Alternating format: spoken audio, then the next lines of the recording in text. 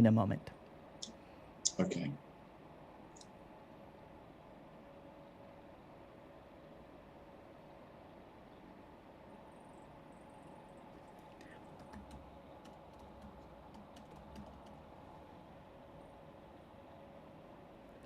All right.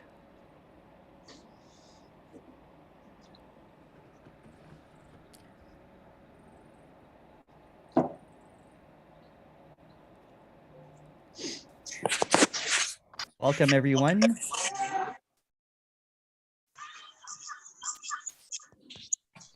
Oh, there's everyone.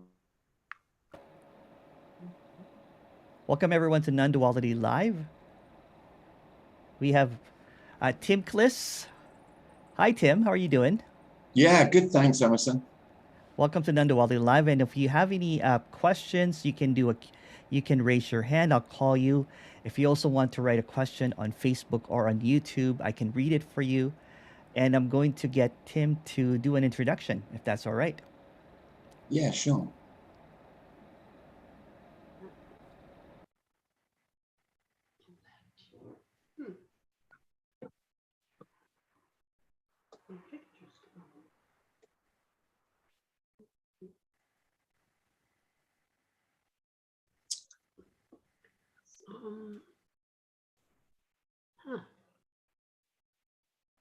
Start video.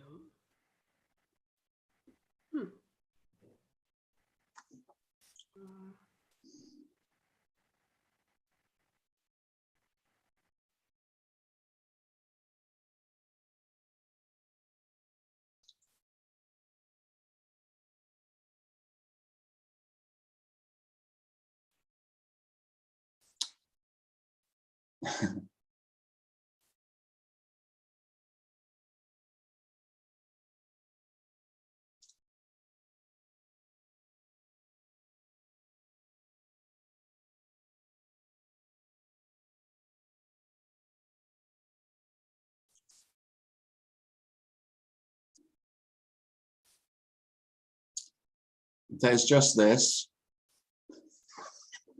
and this isn't somewhere else. This isn't something else.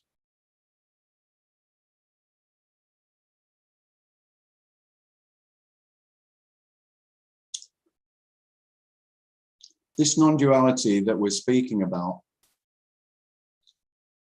isn't something new, something different. It's just how this is, naturally.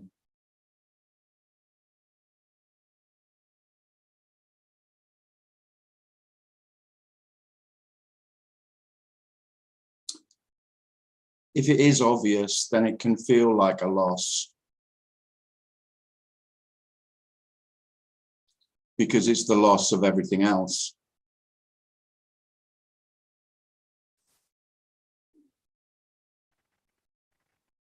Of fantasies about what might be, what could be, what should be. They can still appear, but they're never believed. You could say it's the end of belief. And it's certainly the end of the one who would believe.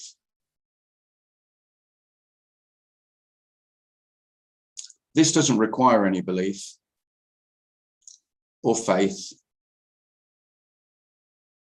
or knowledge or understanding.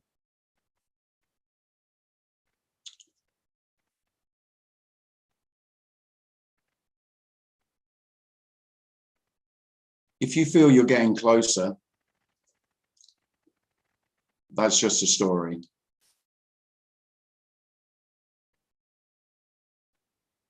There is no closer or further away.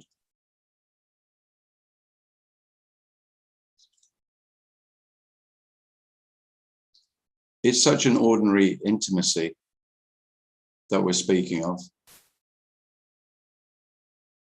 This is already absolutely intimate.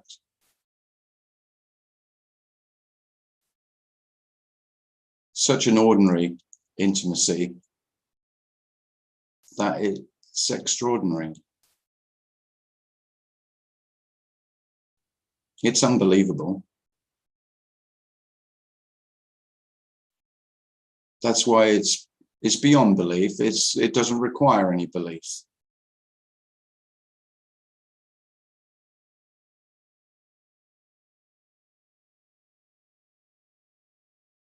It's here.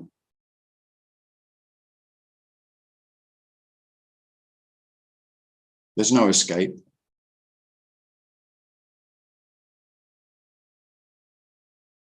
There's no finding, nor losing.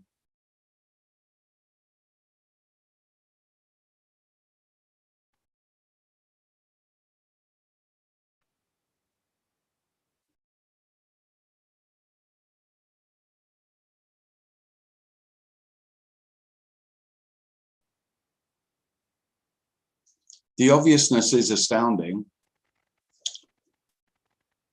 but the astounding nature of it is that you can't hear it or see it. There's nothing to be seen, just everything that's seen.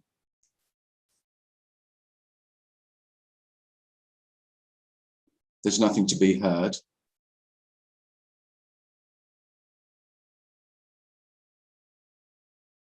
Just hearing.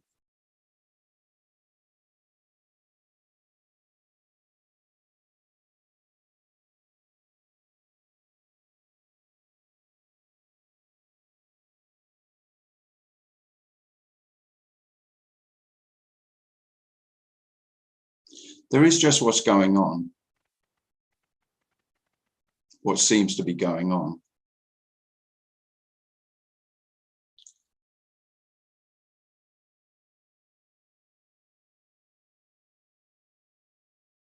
The illusion is that you know what's going on.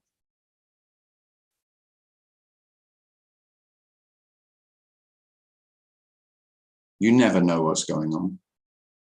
You never knew what's going on.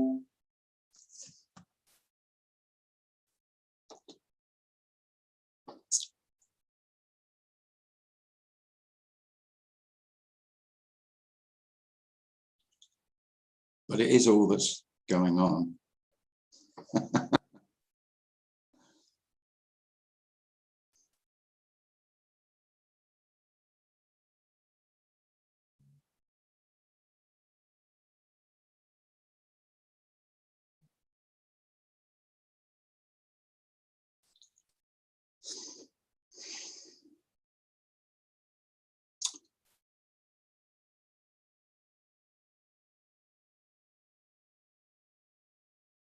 The illusion that I had, that self has, is that life has requirements, needs. It simply doesn't. Thoughts about needs and requirements appear, of course, but not out of anywhere, out of somewhere, from something, from someone.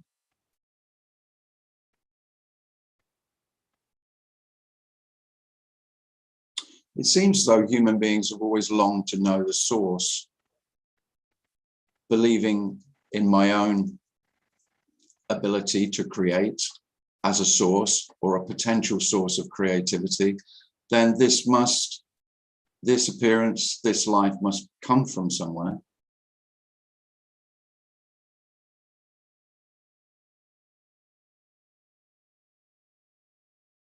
There's simply no knowing. I'm not speaking of knowledge that there is no source. It's just that the question doesn't arise. Where does this come from? It's simply, here it is. Here this is, as it is. Astoundingly simple.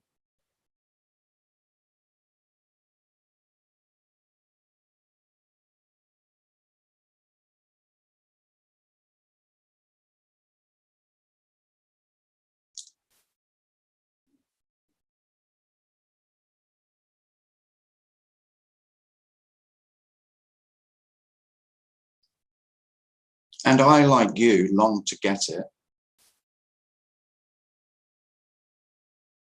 to have it as knowledge, as understanding, to possess it. But possession is all illusion. There's no one who has a life, just life. And what we call things, separate existence that exist separately, exclusively, is all illusion. There's simply no separation.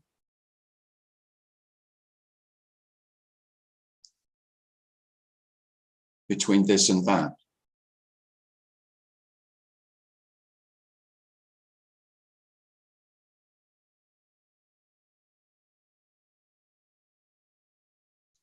It's very paradoxical because the appearance is still the same.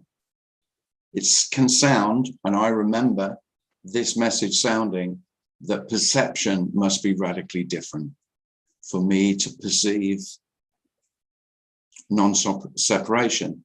But we're not talking about perception.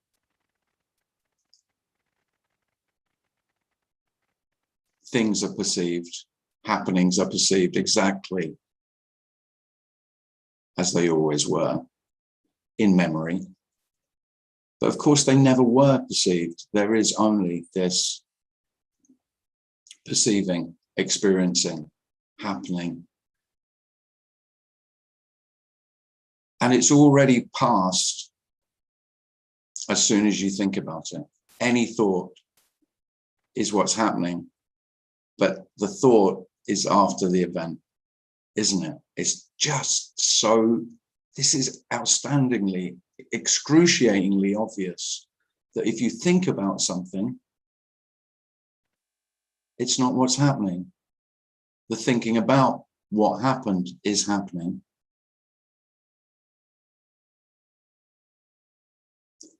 I am, which is the thought that I am thinking about what's happened,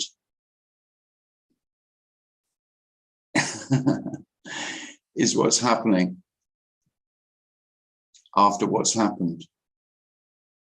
And there is no after what's happened. Nothing has happened.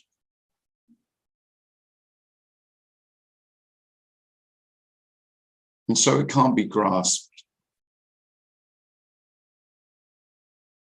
You may think that whichever human beings you listen to who are speaking about this, they must have got what they're speaking about.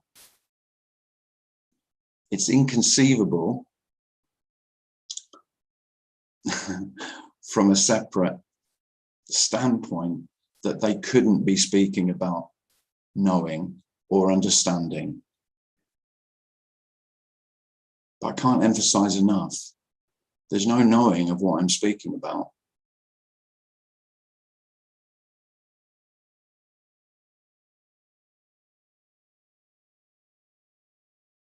This is completely known without any knowledge or understanding.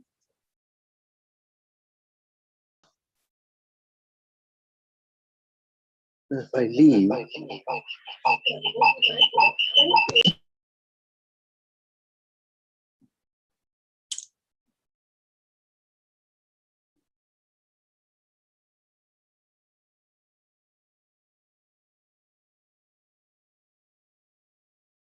the illusion is that I stand apart.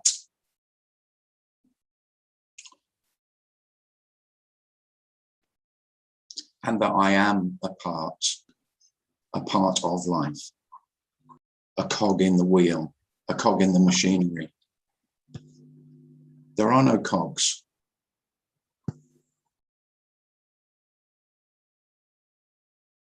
This is not a machine. This doesn't have parts.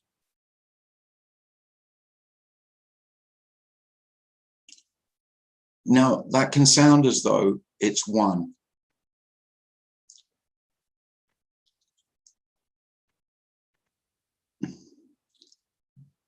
but there's no sense of one big thing, one ultimate thing, one absolute thing, is the illusion that in my story, I got stuck in with non-duality. Because of course, if there is one big thing, one absolute thing, one oneness, then I could find it. And even better, I could be it and know I'm being it. But there is no one to become one with this. This is already whole and complete and wholly and completely empty.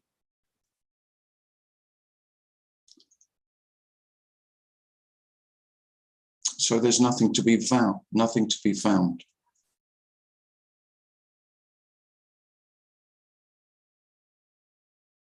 It can feel like a dreadful disappointment.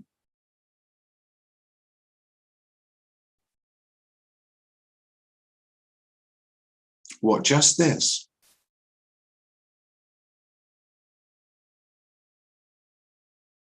Yes.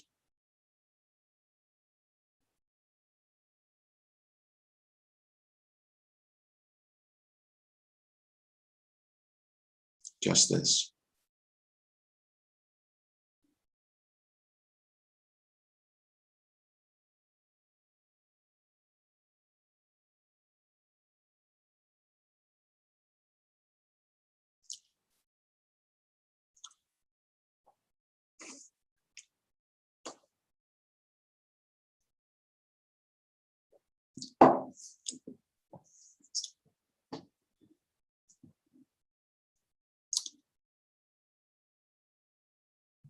So I think that'll do for an introduction, what it's worth. Emerson said he'll kindly read questions if you want to put them in the chat. Thank you, Tim. I have a couple of questions already, actually, from YouTube. Okay. One's from Ida. Oh, joy. I love you're awesome, Tim. Thank you. And here's a controversial question from Yoshi. What do you think of Robert Saltzman, who thinks non-dual is BS?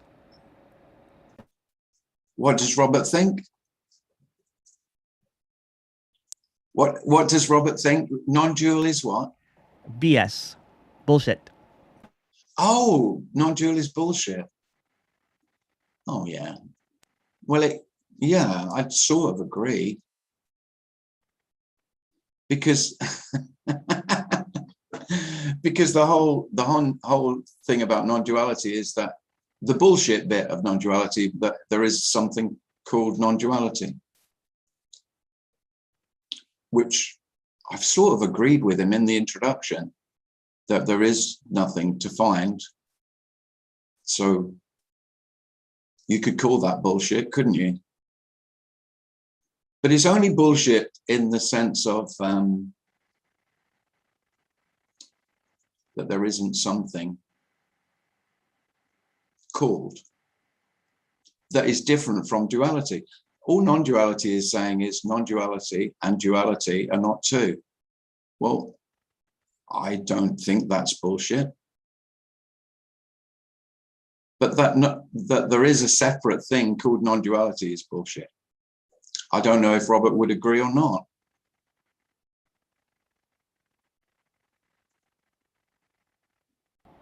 There's a question here from T Music World. Does the God exist? I mean, Christian God, which is a person.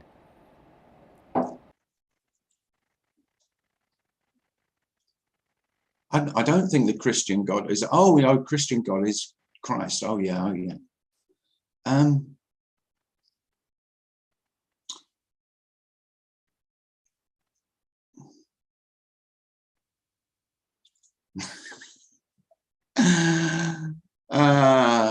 It's not for me, is it, to say that God does not exist? I mean, the whole thing about this message is that beliefs are just beliefs.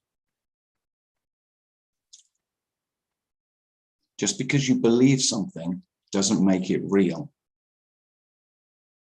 Just because you have faith in something does not make it real, does not make it right, does not make it holy, spiritual, special. And that's the problem with belief when they're my beliefs, is that they are held as sacred. And what wants to be said here is that the sacred is the ordinary, the mundane.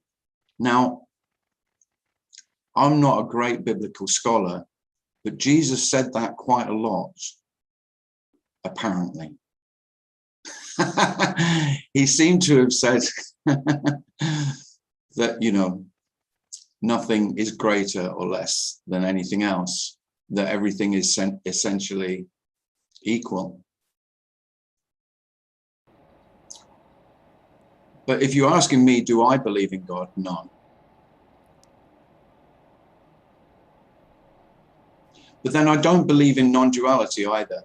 This is probably the hardest thing to convey.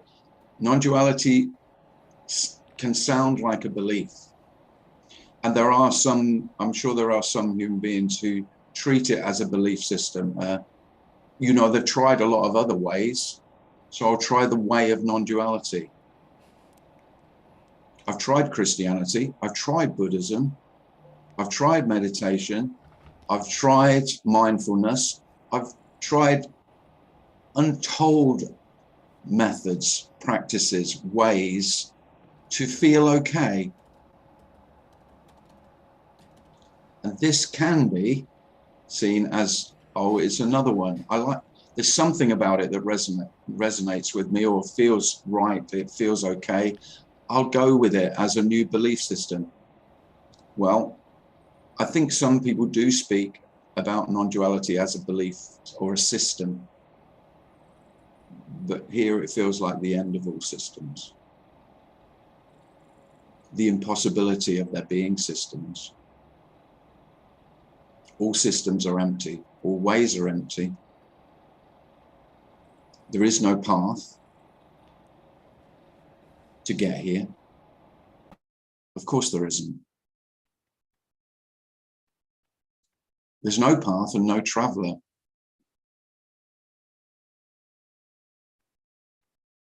And yet there's the appearance of traveling and paths. Now that isn't a belief.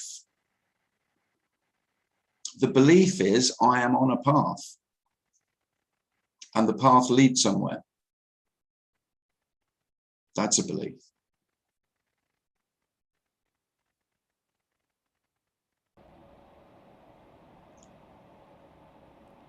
David, please go ahead and unmute yourself.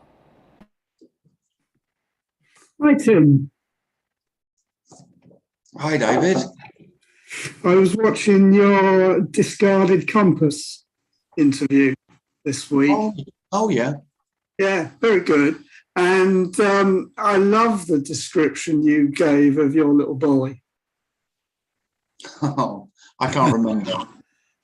About yeah, he's about 2 and he's starting to, but he doesn't call it I. Oh no, he's my. I. Well, I don't remember this, but my mother told me that when I was about that age, I was a he. Oh yeah. So come and see what he's doing. Look what he's doing. Oh yeah. Yeah. And, I don't know. I mean, maybe that's quite common because that's more, I guess, that's more a language thing than, I mean, it's just a human being learning how to be a person, learning how to be me. Yeah, yeah. And to talk about me. Yeah, yeah. Yeah.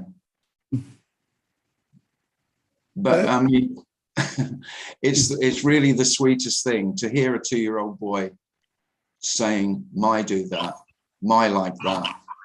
Yeah. My don't want to do that. Mm. I was thinking about the question that Emerson read out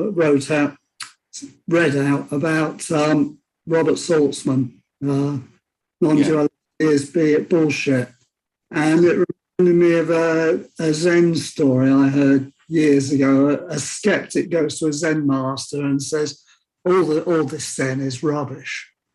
And the Zen master says, yes, but that's a teaching I reserve for my most advanced students. Nice. Thanks, Tim. Oh, thanks, David. Yeah, I would say, I mean, if I believed in this, I mean, I would get offended, wouldn't I? Don't believers get offended when you challenge their beliefs?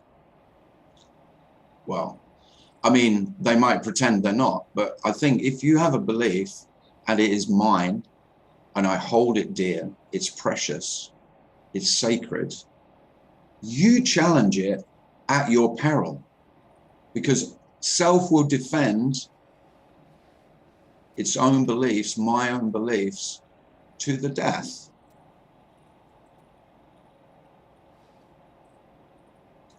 And this is the end of having anything to defend. This requires no defense. It's not a God that you need to defend.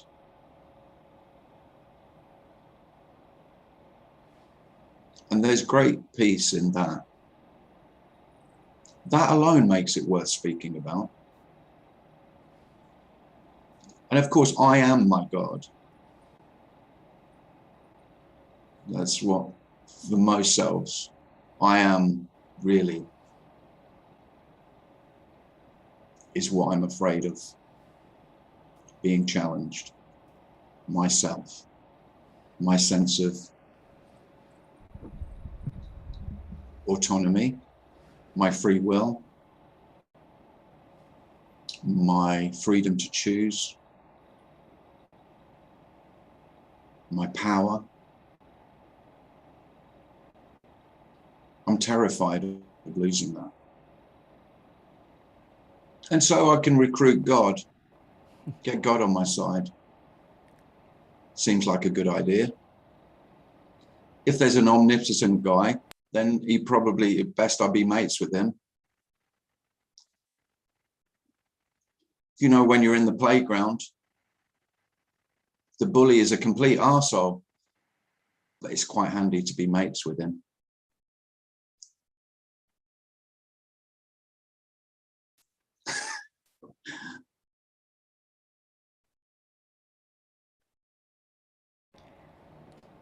Go ahead, Dario, and then mute yourself. Hello. Ah, Dario, how are you? Good, good. This to is see also, huh? Nice to see you. Nice to see you too. Yeah, been a while. Yeah. I was walking the Camino Santiago. Like, I don't know if you know it, in Spain, where you go to. Oh, the pilgrimage. Yes, yes, yes. Oh, brilliant! Yeah. That's Well, why I was away. strangely, I mean, there I am, seemingly berating religion, but I'm not. I really, that pilgrimage looks, I've always thought, what a wonderful thing to do. It is, yeah. It has something of everything, no? Whatever, like a buffet of things: food, walking, religion, spiritual, whatever you want. Everything it has. People. Yeah. It's a nice mix. But my question was, or this is the end of a relationship. Yeah. Yes. And well, yes, it is the end of relationships, and yet relationships still happen. but you don't have one. No, exactly that. Yeah. So there's relationships, but there's no one in the relationships. Well, there probably may be the other side of the seeming relationship. There may still be the sense that the other person that you're seemingly in relationship with is in relationship with you and their fantasy of who you are. I say fantasy because you never know another. There is, there is no knowing of other. That's illusion. But I will say, Dario, really, rather than relationship, it is the end of relationships, but it's not the end of attachment or, fondness or love in terms of just a natural attachment. We're very social animals, human beings. But there is a great difference between feeling love and attachment towards a human being. Then there's a great difference between that and being in a relationship with someone else. It appears just the same. It doesn't feel the same though. Well, it's not needy. And really, when most human beings talk about relationships, they're talking about some sort of contractual relationship. It's usually unspoken and very rarely written down, unless you get married, of course. But there is an unspoken contract that I give you what you need and you give me what I need. Otherwise, that's the end of the relationship. In the beginning of the talk, you said this doesn't have any needs, or life doesn't have any. No, I do. No, don't get me wrong. I don't mean basic human needs. I don't mean that. I really mean the neurotic needs of self. That's really what I mean. Finding something. Yeah. And if we talk about Maslow's hierarchy of needs, if you did some basic psychology, you'll know the pyramid. I'm talking about all the top ones. Yeah. Which are all they're my needs. Self-actualization being self-actualization. That's number one. That's really stuck in my memory. But there it is. The pinnacle of human achievement is to realize and satisfy your need to be an actualized self. Well, thanks for that, Maslow. I have one more. Yeah, go on.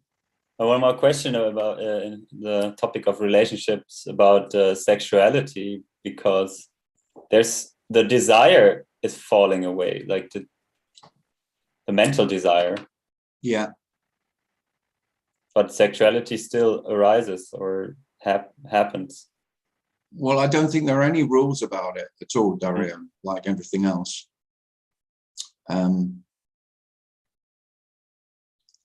Here, there's still sexual desire. Is that what you're asking me? Yeah, I was wondering, because the desire, do I have any sexual desires? Yes. I'm pretty sure that human beings naturally have very natural sexual desires. Now, what me does with them is, I don't know, you could say pervert them. Pervert the nature of sexual desire, just like all desires, just as it perverts all desire, like desire for food, self-perverts that. Some foods are good, some foods are bad. So some sex is good, some sex is bad. Whereas sexual desire is absolutely natural.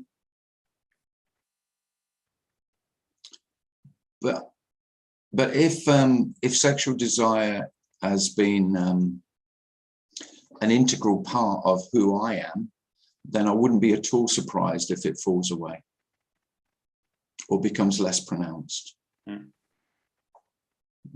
That would, just a story, but that would make sense, wouldn't it? If there's less of me, if there's less energy of what I need to find fulfillment, if sex has been typically one of the ways in which I fulfill this aching void that I feel in my chest that I've called myself, and it just longs to be filled. And one of the ways I've filled it is with sex. If the void is, for no apparent reason, is suddenly okay,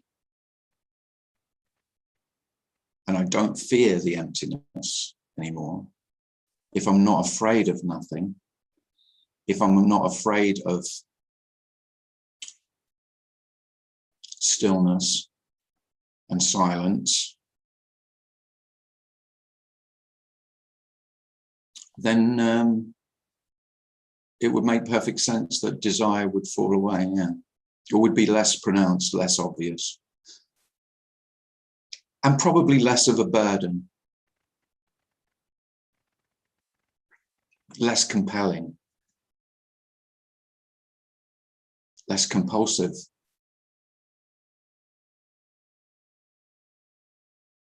It's me that's compulsive.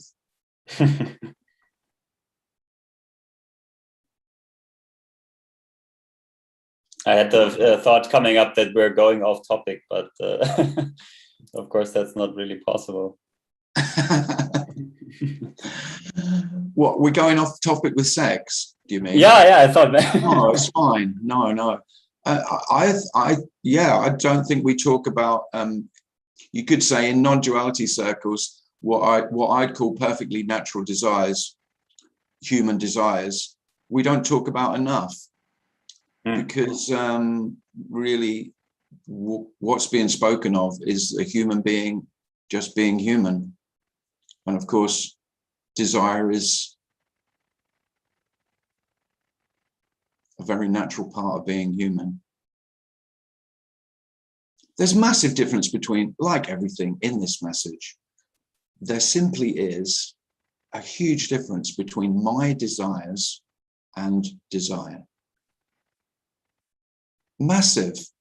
It's incredible.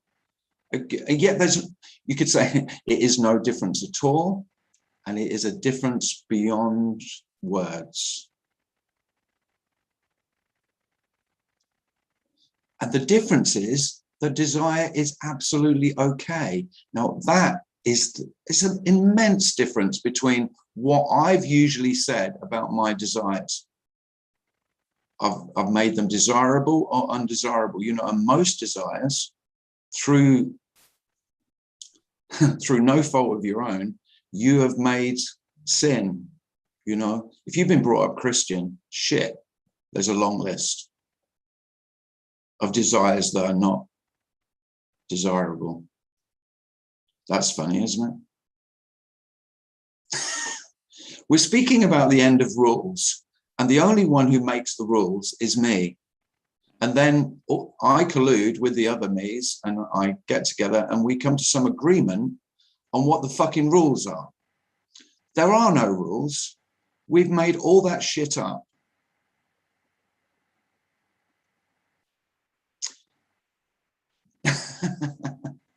So in that sense, this message is absolutely anarchic. And yet, interestingly, here I am, a human being generally just as law-abiding as I ever was. So probably because it's too much of a hassle to. Well, anarchy's a lot of effort to be anarchic. Yeah, it's a lot. Yeah. It's hard work. Yeah. So strangely, anarchy isn't anarchic. It's really, I don't know. Again, it doesn't really make any sense, but there it is. What I think is, this is just an idea, is that human beings are naturally social and kind and generous and loving, and all the traits that we've said are desirable about being a nice, good human being. And I tend to get in the way of that with all my rules.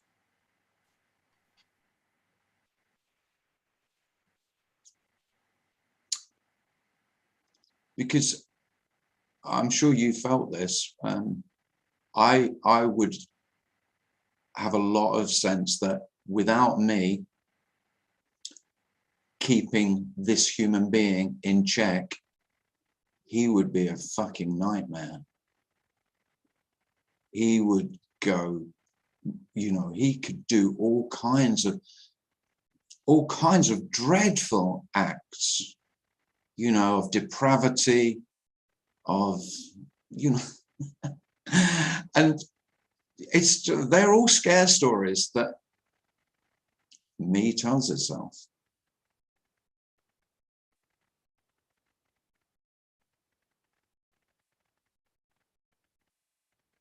I mean, it might sound a bit, what's the word?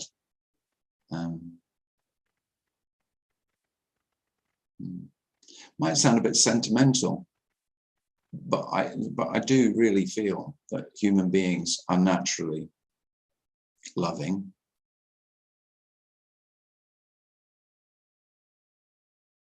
and caring, and social.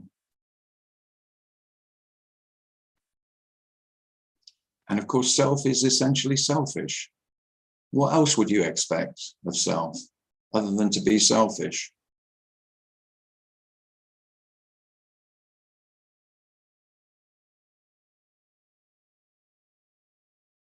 Thank you, Tim. Thanks, Daria. I went way off the center.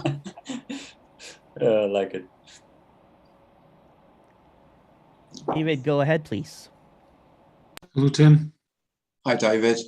Yeah, nice to see you. And you, always. Oh, thank you. Don't know if I'll be able to express this. It's kind of about words and meaning. Oh dear, there we go. Go on. You can just leave it there, I suppose. No, it's just just a wee update on my friend he's in care now with his dementia, and temporarily he's going to get out for a wee while, but you know it's kind of pointing one way, the whole thing.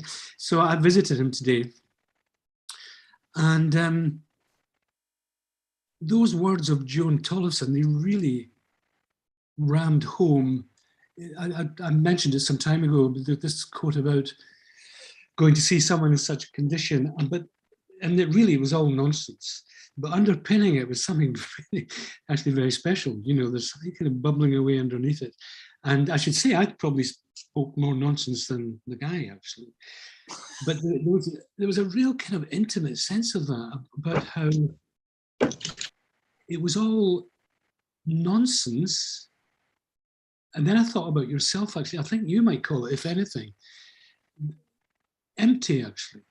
I mean, we could have been talking about quantum physics, or you know, the complete works of Shakespeare. And I'm wondering if, on a purely kind of relative level, I was going to ask you something. Oh, it also reminded me of a great line from Nisargadatta. He talks about conversation being two body minds exchanging symbolic noises, which is quite, you know. Well, that's a very intellectualized way of saying what Yuji would say, which is two dogs barking at each other. Yeah. I like the idea of not even two people, of course, it's two body minds exchanging symbolic noises. And it kind of covered everything, you know. But I wondered, like now, for example, this moment in this exchange is a very naive question to ask. Is there a sense of that in you? Of this emptiness? I mean, it's a naive question. Well, yeah, it's lovely though. I love the naivety of it, really. Because emptiness isn't something that, right? I mean, I can't see it. I can't feel it. I can't hear it. And yet it's obvious. So the obviousness is the most difficult thing to. I use the word obvious. It's pathetic. I can berate myself for using the word obvious all over and over, but I haven't got anything else, because there isn't. I can't say that there is a perception, you know. So there isn't anything physical about the obviousness of emptiness, and yet it's astoundingly obvious. It's completely undeniable that everything that's happening isn't happening. Now, you ask me how that's obvious. I have not got the faintest clue, and I cannot even begin to. I do try. I do make futile attempts to try and convey that, but what I will say is there's no, the emptiness is that, the emptiness is the no difference, David. So, you know, so there's this human being here speaking to that one over there. That's exactly how it is. Regardless of what's being said. Absolutely. Yes. And the emptiness is always, there is no, the emptiness is the intimacy. It's such an empty intimacy. I mean, how is that? How is that? How the hell does that make any sense? And yet there's no problem speaking about that here. It doesn't need to make sense. Emptiness is intimacy. It's an intimacy that is not a physical intimacy, and yet that is empty too. So if we come back to making love, then making love, the emptiness of the making love is much more intimate than the physical intimacy, is it not? Or is that just me?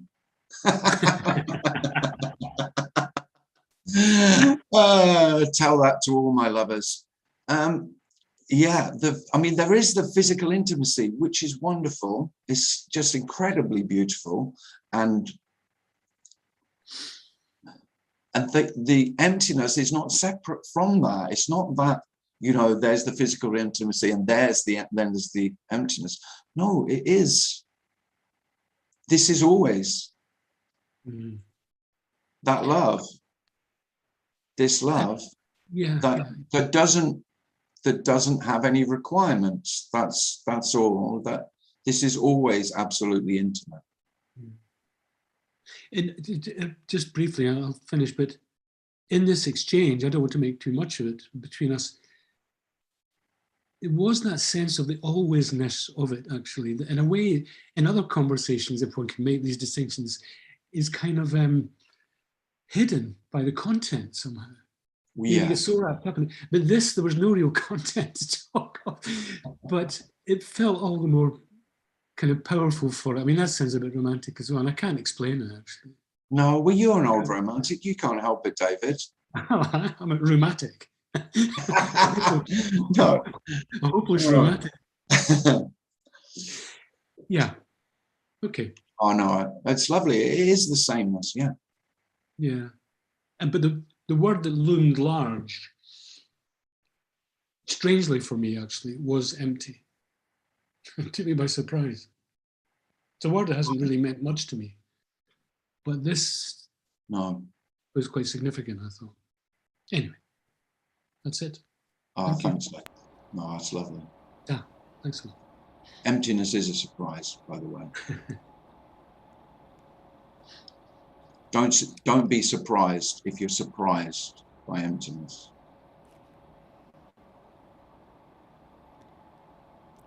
There's a few questions here from YouTube. The first one is, how can we live with this? Life doesn't change. Anything doesn't change. It's just that the question ends. Yeah. Well, there's some great news on that. There's the question of how to live with it doesn't arise. And there isn't anything living with it. It's the end of living with anything.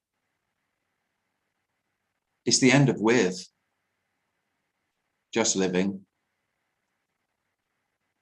So without the question of how to live, living is incredibly easier.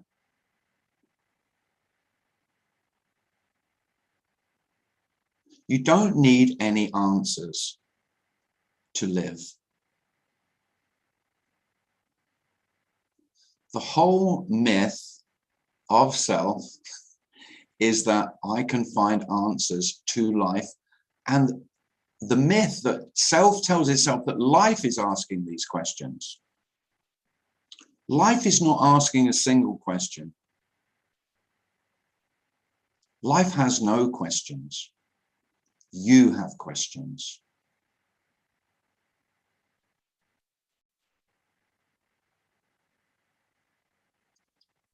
And the necessity that you find answers to those questions is not all suffering, but a great deal of it.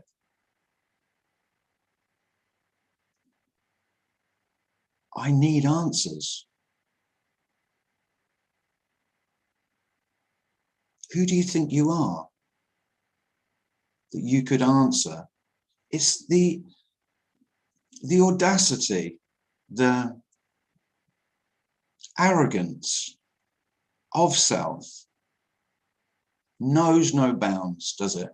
I can know, I've got questions about the secrets of the universe and of life and death itself, and I demand that I find the fucking answers. That pretty much sums up me. And then I wonder why I'm quite miserable.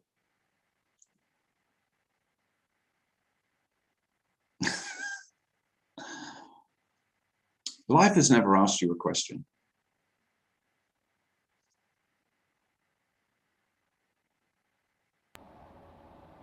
You've asked yourself a lot of questions, and other me's have asked you a lot of questions. That's it. The dog has not asked you questions. The trees have not asked you questions. The sky has not asked you questions. Has it? Really hasn't. And strangely, without me and my need for answers, other human beings asking me questions is incredibly okay. It's just perfectly all right. Without my belief and my sense that I ought to know some answers.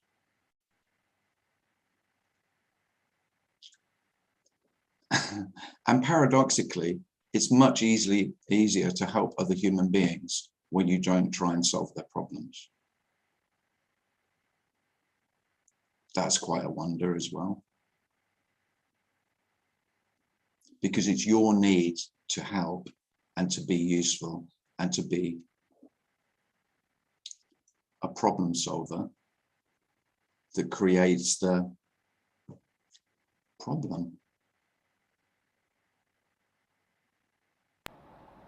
Problems are essentially not a problem.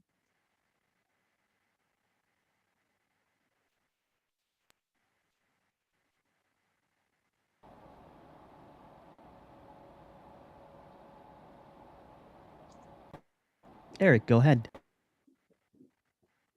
Hi, Tim. Hi, Eric.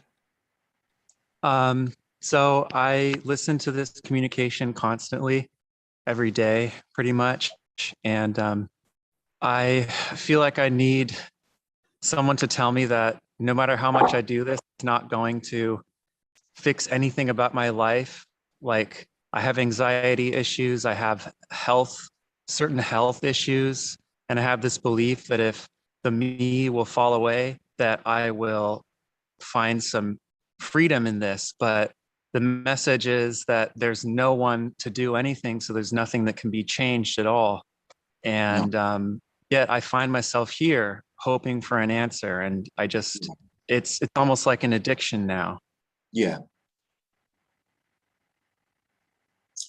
Well, I guess you've come to the right place, Eric.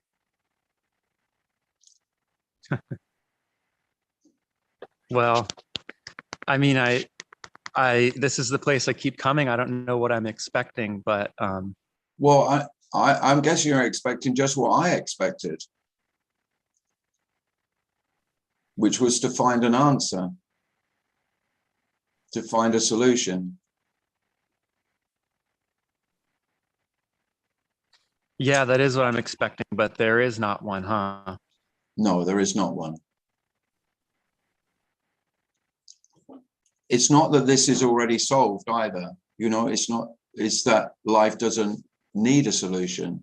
And at the moment, it appears that Eric is still looking for answers and looking for solutions and looking for the end to his problems. So is it that life is perfect and complete with the anxiety and health stuff and whatever? Well, I tend not to say the perfect word because, of course, it feels exactly how it feels. That's the only reality, Eric, is what's happening. And, you know, the whole notion that Eric could be in another place is where there aren't problems, where there isn't anxiety, is pure fantasy, isn't it?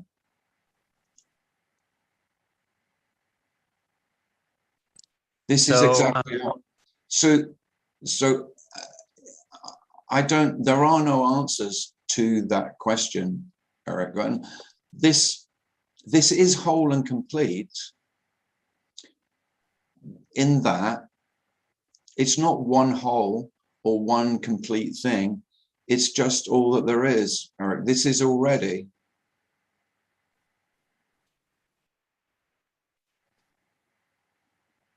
It's not your anxiety. If it's any consolation, Eric, I'm going to try and give you some consolation here. I'm such a compassionate guy. I mean, I was in your place for a fucking long time. I don't know if that's any compassion, but in the story and in the memory here, it was a long time it was a long time of waiting and waiting and waiting. And really all that died was the waiting. Yeah. And seemingly at the moment, there is still waiting. You know, Eric's waiting. And the whole message is there is nothing to wait for, Eric.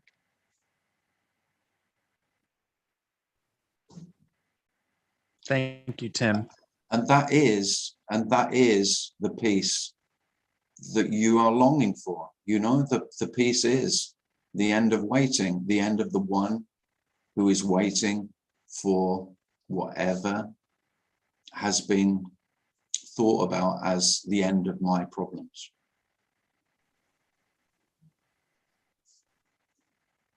So, okay, I know that I can't make sense of this. And so I can just assume that at some point in a future now, not that there is a future, the sense of waiting may fall away or it may not. And that's all that I can, yeah.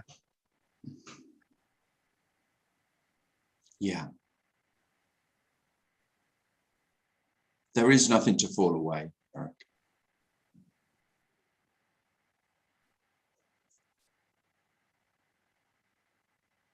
Right.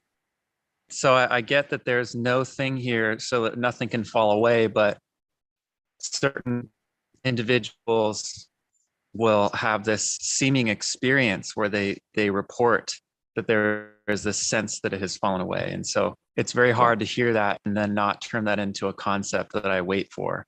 Of course, I did it for years. I think the best I've got to offer you, Eric, is my story, which is completely meaningless and empty. But in my story, I waited a fucking long time.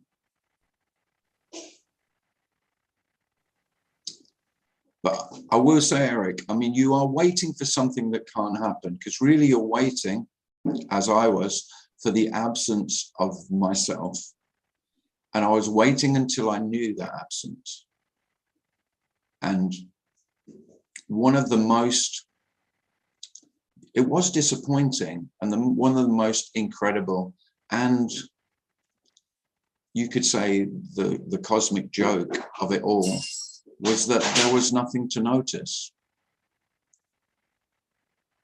There was no one to notice the waiting stopping or the absence of the waiting. wasn't even noticed.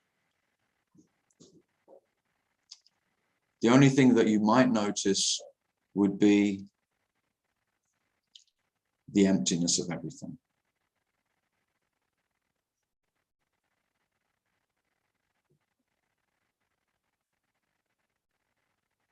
I'm always amazed if people, if I hear anyone saying that the absence of self is known, I have no idea what they're speaking about. Who the fuck would know that?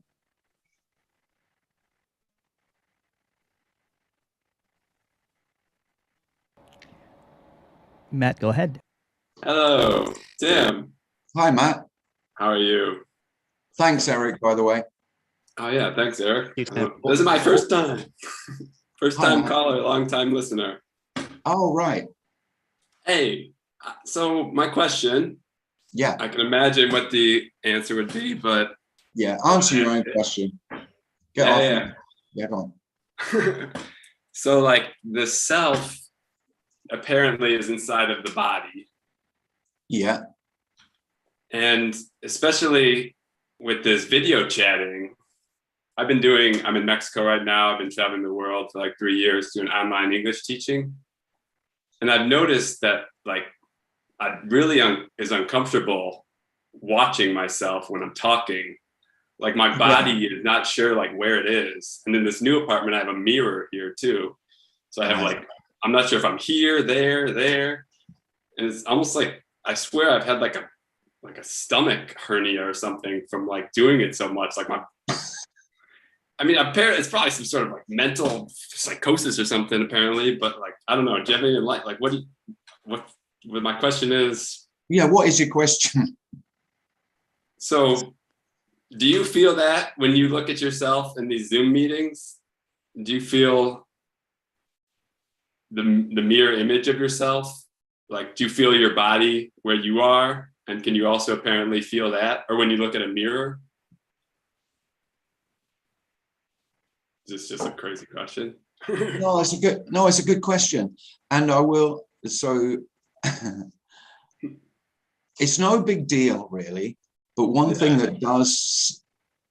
that can be noticed is that there's no self-consciousness. Mm-hmm. And although I have to say, as myself, I wasn't that self-conscious anyway, not like some, you know, that the number one fear that most human beings have is public speaking. Sure. It is, and because it's your own show, and it's that sense of watching yourself, being aware of yourself, being aware of your speaking, how you're coming across, how you sound, what others will think of you, what you think of yourself. Mm-hmm. That self-consciousness. Now, it wasn't really obvious. Now it's obvious if I speak about it, that is dead. There is no self to be conscious of, and there is no self to be conscious of itself. So whatever fears there might have been about looking right, sounding right, not making a complete tit of myself. You know how one of the greatest fears self has is humiliation. Mm-hmm. Well, if I was recommending a path to this, it would be humiliation. If there was a method, I would say forget the meditation, forget self-inquiry, go straight for humiliation. Right. And humiliate yourself. Do everything that you fear most that could embarrass you, could humiliate you, could make you terribly self-conscious.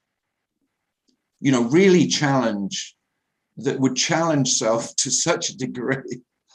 Right. I am joking, but there is a kind of truth in that self-consciousness is this great illusion that I can separate myself from myself and see myself. Uh-huh.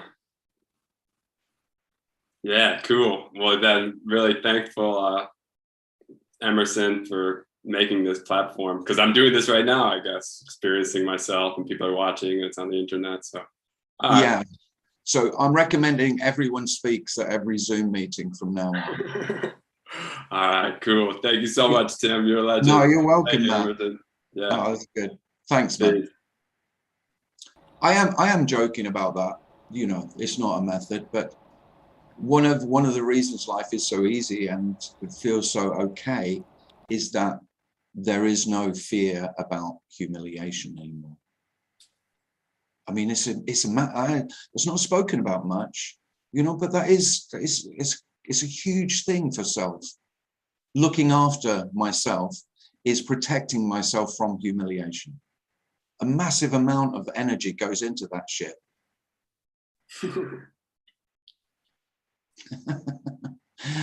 And all I can say is it's absolutely unnecessary. Thank you so much. You're welcome. Susan, go ahead, please. Thank you, Matt.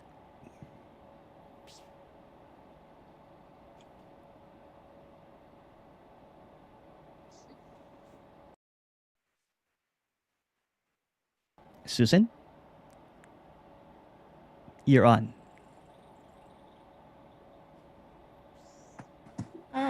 Yeah, hi. Sorry, my video is not going on here. Let me see. Yeah. Hi, Susan. Yeah, it's there. Okay. Hi. Yeah, so it's stateless, you know, what you're talking about, it's beyond beliefs, it's because it's just this, and it's not a state of being, it's not a thought, it's not anything. So, but it's intimate with everything because it happens in that, right? But I talk to a lot of people that also talk about integration, you know, in the body, where you kind of become embodied. But I can see, yeah, there's nothing to do because it's already whole and full, no matter what state you're in, you could say, or what experience, or what is happening is always full and complete.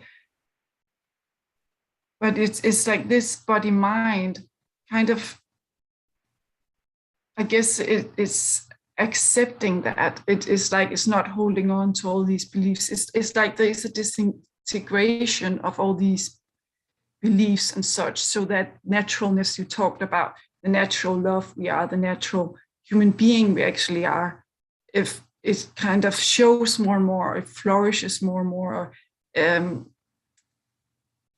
It's so there's that. It's often called integration in the body mind, you know, of that. Maybe if you had a glimpse of awakening or whatever, and there is something about that, because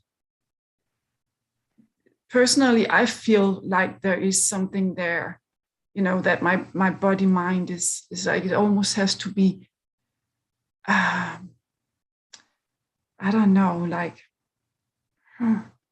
it's hard to explain, but it's like there is something there that's an energy, I guess, you know, of still being trapped in thoughts and feelings and entanglements of those. And yeah.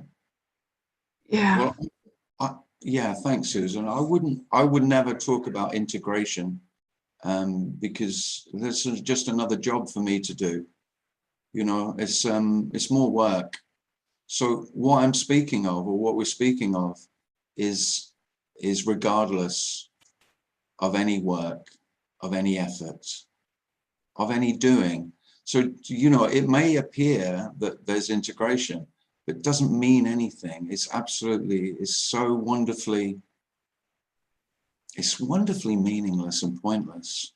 And that, believe it or not, that is the love. The love is in the pointlessness, the meaningless, the insignificance of integration or not is love.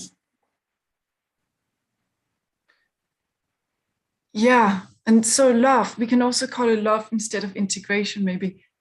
It is that beingness that is almost like that love, or that being with everything as life happens. It's almost like that is, it's not a doing, because you are anyways. Yeah. That. So in that, Susan, there is nothing to be integrated. There isn't. No. No. I mean, really, this leaves you nothing to do. Right. I mean, it can be overwhelmingly empty, because that, you know, this is the end of your job. You know, you have a to-do list,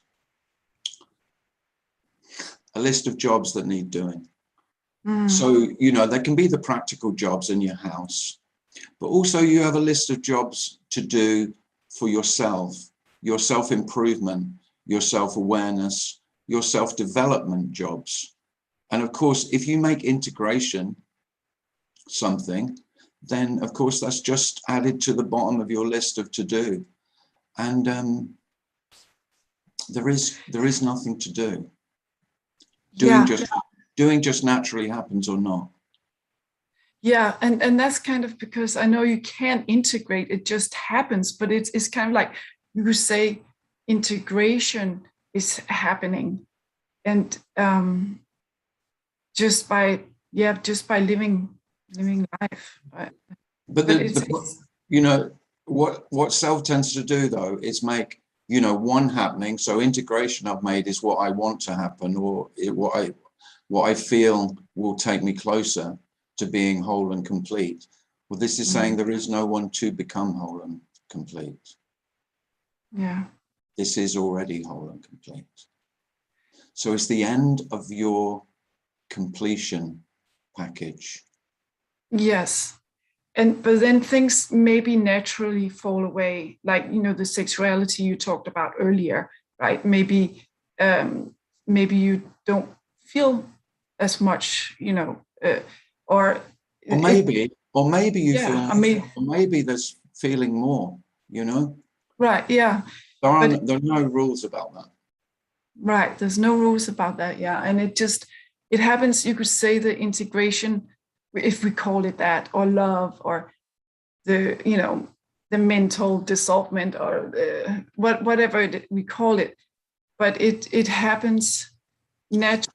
What happens, you know, it's like, it just, there is no doing in it. But I guess what I'm thinking is, like, if you really just, you know, being with everything in life is like all that resistance and all that holding on, it naturally kind of falls away, and, you know, the me kind of falls apart, and like all these beliefs and all that stuff kind of away, you know. Yeah, it can do. It can seem to fall away bits at a time, or there's plenty of stories of all at once. Right. Yeah, no, there's no rules. And of course, none of those stories mean anything. That's one of the most liberating aspects of this, is that all of the stories of all of the human beings you've admired most, all of their stories are as significant as the story the window cleaner told you about his really boring story about his holidays he's been on, will be just as significant as your master and your beloved, who you have worshipped and thought, you know, and kissed his feet. It's the end of believing that any human being is superior to another. Now that is wonderfully liberating, but also, I mean, there's a massive loss in that. Self doesn't want to give that up. It's those beautiful stories of human beings who have achieved what you've longed for. That's what you want to hear stories of most. And I can't emphasize enough, this is the end of the possibility of achievement for myself. Yeah. Or emulating any, you know. So I realized quite a while ago that I wasn't going to be a professional footballer. And then a little bit later, I wasn't going to be a rock star. And then a little bit later, I wasn't going to be, but, you know, This is the end of whatever fantasy I had about what I might become. So it's the loss of all dreams, all hopes and dreams that I had for myself. Yeah. And in that, it can be massively disappointing. And no wonder most people don't go within a fucking million miles of this message, do they? It just passes them straight by because they go, what's in it for me? And nothing's in it for me. Yeah. And yet you can still have interest and want to do things like, oh yeah, you know, but it's not, that's just what's happening. I mean, that's just, interests are, my interests are pretty much the same as they always were, really. Yeah. It's not very spectacular. But it's also, it doesn't, nothing changes, no? No, and of course I was looking for spectacular, wasn't I? Yeah. Really, yeah, it's like life goes on. Yeah. It's just, yeah, nothing changes and everything changes. Yeah. It's kind of, oh, you're right. the end of, oh yeah, I was just going to say, it's the end of the hero's journey, you know? Yeah, it is, yeah. Oh, that's a good quote, yeah, that's good. Yeah, you're not going to be the heroine that you thought you were going to be. Mm-hmm. Or you dreamt to be. And yeah, it's the death of all your heroes. Mm-hmm. And in the death of all your heroes, no one died. That's lovely. Mm-hmm. Yeah. Disappointing, but beautiful. Yeah, I guess it's disappointing for the mind. Yeah. Well, yeah. I mean, what does disappointment mean? Life not turning out how I dreamt it would. That's really all. That's what it means. So this. You could say this is the ultimate disappointment. Life doesn't turn out how you dreamt it would. It turns out how it is. Oh yeah. Yeah. Here it is, as it is. Yeah. Well, thank you, Tim. Thanks, Susan.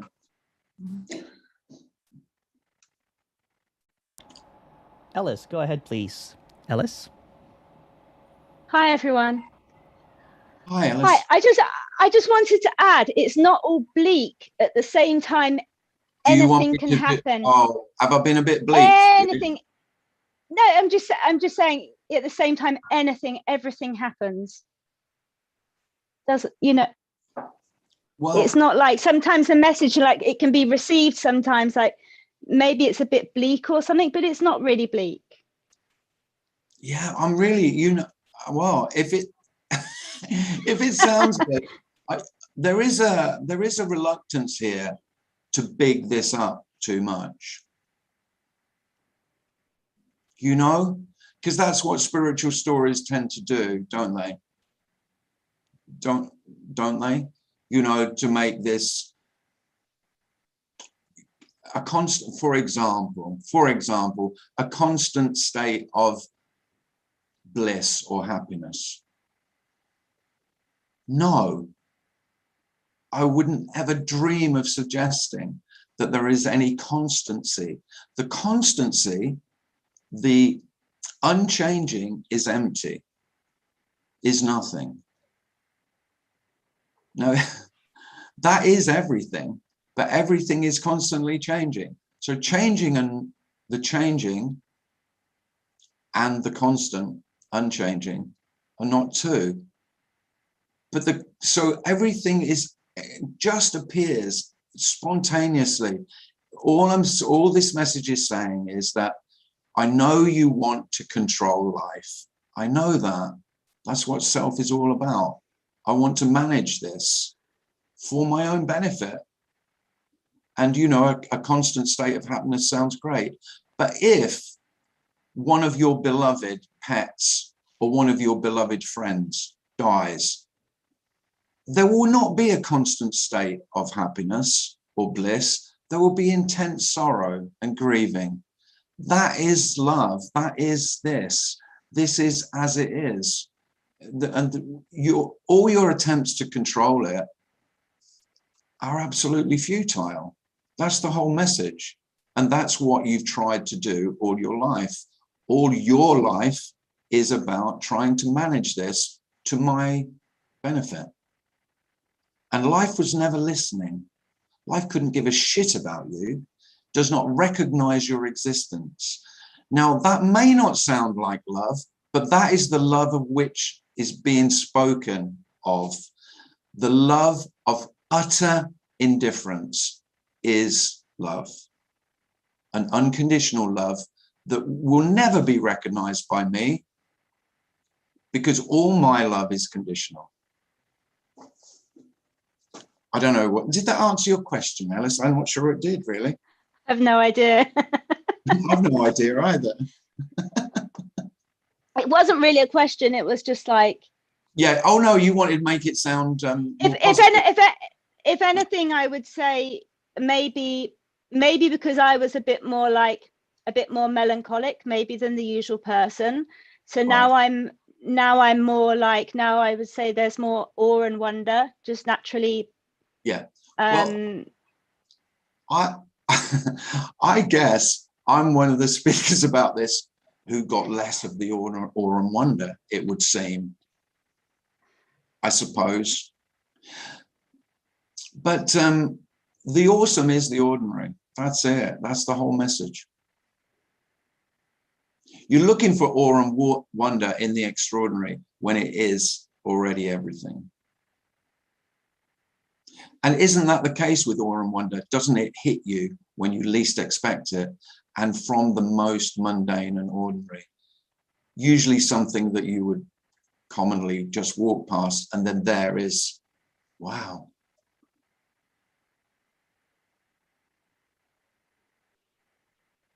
Yeah. Okay, I'll try not to be so so negative. It doesn't feel negative at all, by the way. So, you know, that's probably why. But I am aware of not making this sound as though something you want. You know that it's profoundly obvious here. This is not what I was looking for. And I hear a lot of speakers, or I've heard it said a lot, that this is what you've always longed for. No, this is not what you longed for. You always longed for something else. This is what is. This is not what you longed for. This is all there is. You longed for something else. Or you are longing for something else.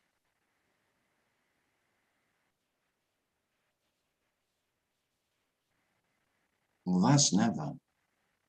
There is nothing else. Now, maybe you long for peace. If you long for peace, that is what we're speaking of, peace and rest. And an okayness that you would not, which is unimaginable to me, because it really, essentially, the moments I said I was okay about myself, with myself, were really simply the absence of me. Because of course I never was, you never are.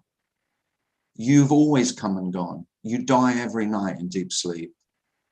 That obvious fact is so overlooked by self, because of course I am the illusion of continuity. I am the same I that went to sleep and disappeared.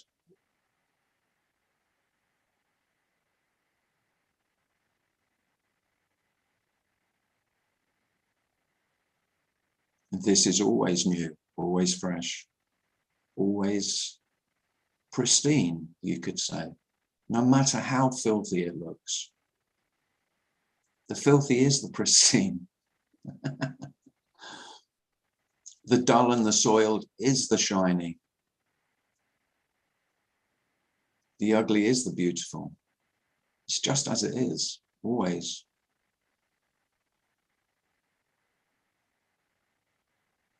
And strangely, it can feel like gratitude when there's no one to be grateful. It makes no sense, this. But there is there can be an overwhelming sense of gratitude,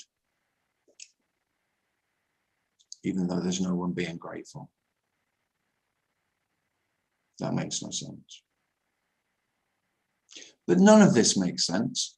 That's the beauty of it. This whole message is about you don't need to make sense of life for life to be exactly as it is.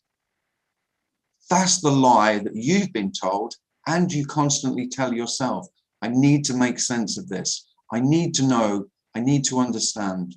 You don't. There is no knowing. It's just work. And I know you've been brought up with a work ethic that says that's good and holy and righteous. I couldn't disagree more.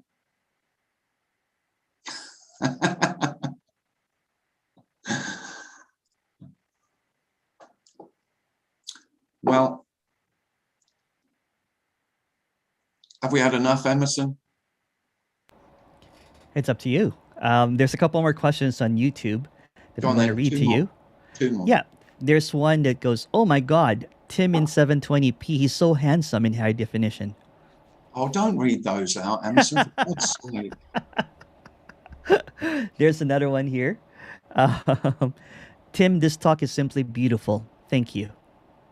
Oh yeah, you can. I'll have that one. You like that one? Okay. Yeah. And here's a question. Read more of those. Read more of those. Yeah, okay. All right. Thank you. I'm joining for the first time. I absolutely love what you're communicating, both of you. And this is from Yani Nai. Shirag, actually. Life has become so painful. I wish either the pain goes away or the one who wants the pain to go away goes away. Yeah. Yeah. Well, we've had an hour and a half, and I'm only used to speaking for an hour. So I think thank you so much. I've reached my threshold. Well, thank you so much, Tim. Thank you, Emerson. If you would like to donate to Tim, you can. There's a link there that I added. Tim Cliss, this is the website.com. There's a link there. If you want to see more non-duality events, you can go to Non-duality.LIVE. And there's a breakout room as requested at the end of this. And everybody unmute yourself and say bye, Tim. Thank you, Tim. Oh, thank you, Emerson. Thanks very much. Thank you. Bye, Tim. Thanks, Tim. Bye, Tim. Thank you, Thank you, Tim. Thank you, Tim. Thank you, Tim. Listen, can I just say one thing before I go? Yeah. I'm going to take a couple of weeks off, so there won't be any regular Zoom meetings on Thursday for the next 2 weeks. So the next meeting that I'll hold will be in 3 weeks. 3 weeks today. Have fun. Yeah. Bye. Thank you. Thanks. Bye.